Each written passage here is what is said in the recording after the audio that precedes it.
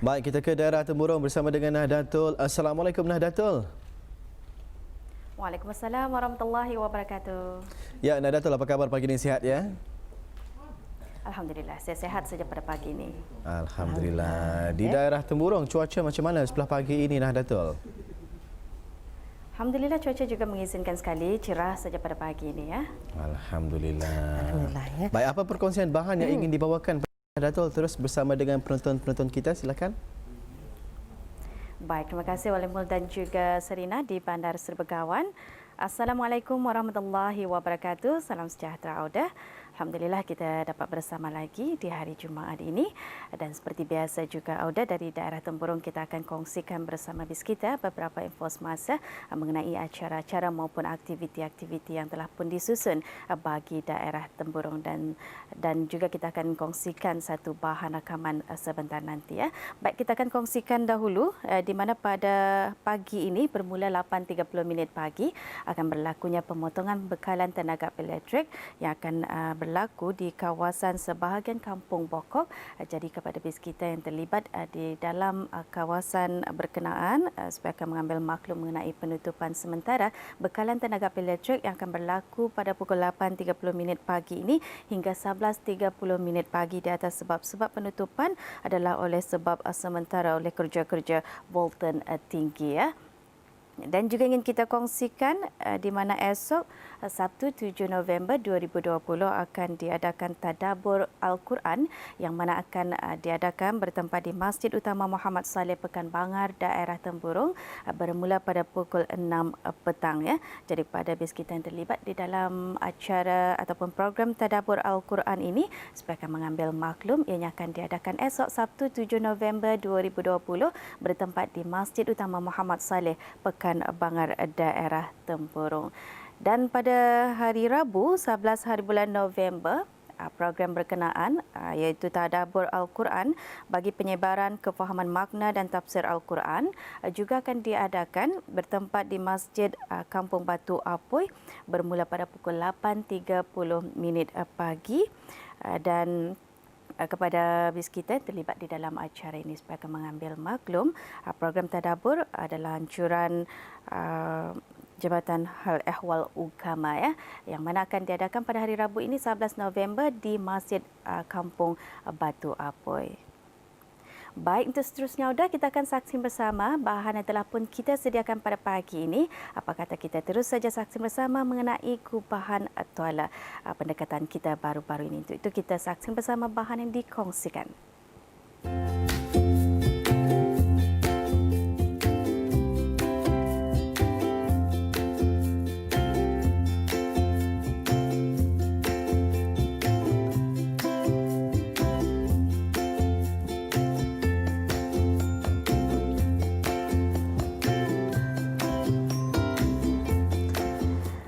Assalamualaikum warahmatullahi wabarakatuh. Salam sejahtera Auda.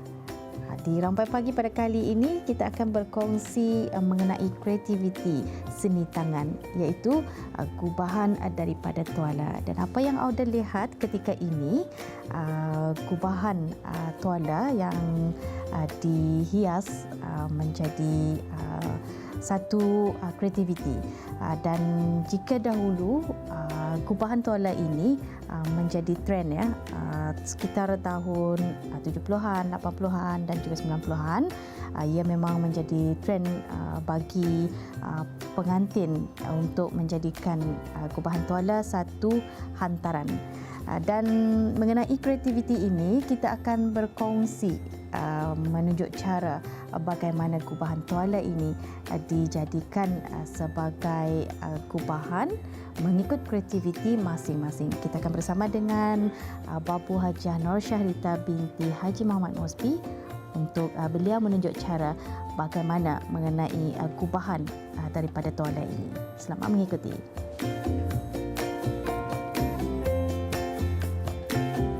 Gemar menghadiahkan hasil gubahan sendiri kepada saudara mara dan rakan terdekat ketika majlis perkahwinan maupun pertunangan menjadi detik permulaan tercetusnya idea buat Hajah Nur Syahrita binti Haji Muhammad Mosbi menceburi bidang itu dengan lebih serius.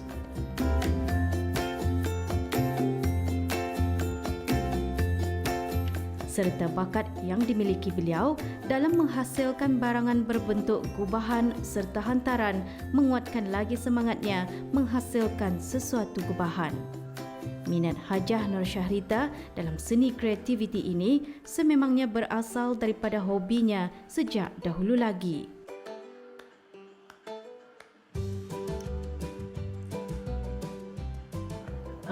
Berminat mengubah tuala ni sejak remaja lagi dan berjinak-jinak membuat, mencuba, dan kawan-kawan pun menempah minta buatkan.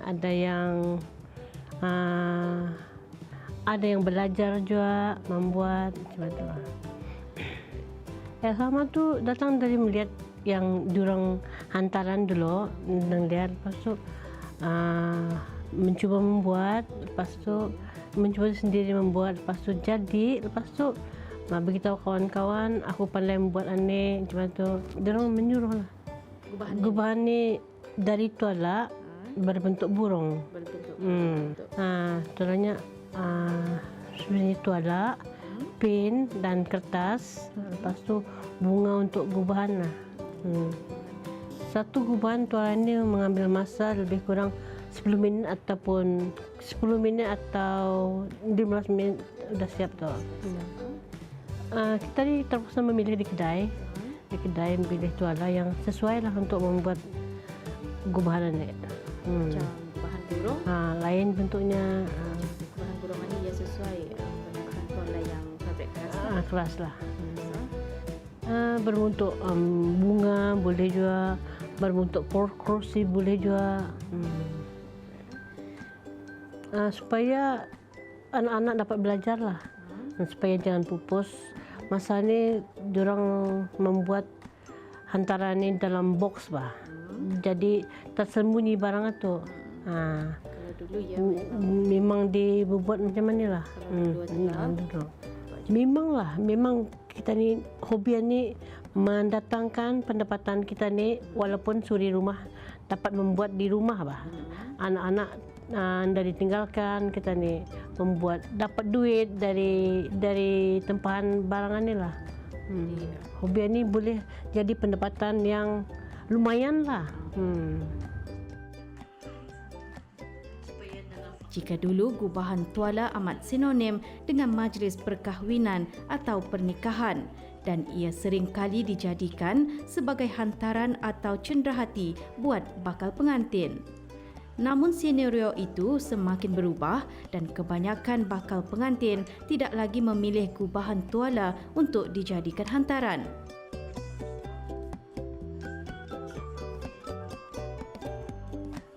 Meskipun begitu, bagi Hajah Nur Syahrita, beliau masih mengekalkan gubahan tersebut bagi memperkenalkan kembali hasil gubahannya, terutama kepada keluarga maupun teman-teman beliau.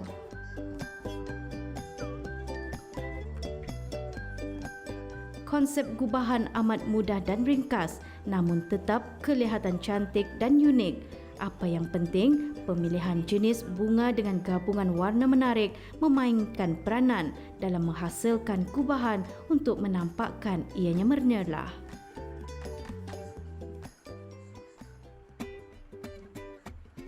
Ya, udah inilah dia hasil kraft tangan gubahan tuala yang dihasilkan oleh Babu Hajah Nur Syahrita sebentar tadi, yang sudi berkongsi untuk menunjuk cara membuat gubahan daripada tuala ini. Dan beliau juga bukan saja berkemahiran di dalam seni tangan, beliau juga sebelum ini pernah berkongsi juga beberapa menu masakan tradisi bersama kita ni. Banyak pemandainya Babu Hajah ni ya. Jadi Auda yang mungkin berminat untuk mendapatkan gubahan seperti ini, boleh menghubungi terus bersama dengan Bu Hajah Nur Syahrita, ataupun jika bis kita mempunyai kemahiran di dalam gubahan, boleh mencubanya sendiri, kerana membuat sendiri lebih menjimatkan kos dan boleh mengikut cita rasa bis kita sendiri. Dan apanya dikongsikan oleh Babu Hajah tadi, hobi ini boleh mendatangkan pendapatan yang lumayan jika mempunyai kemahuan. Jadi kepada Auda, jangan takut untuk mencuba sesuatu mana mungkin bis kita berkemahiran di dalam di dalam hobi itu, mungkin bis kita mempunyai kemahiran. Jadi serahkan kebolehan bis kita.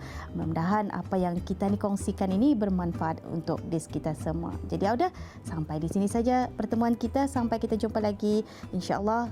Assalamualaikum warahmatullahi wabarakatuh.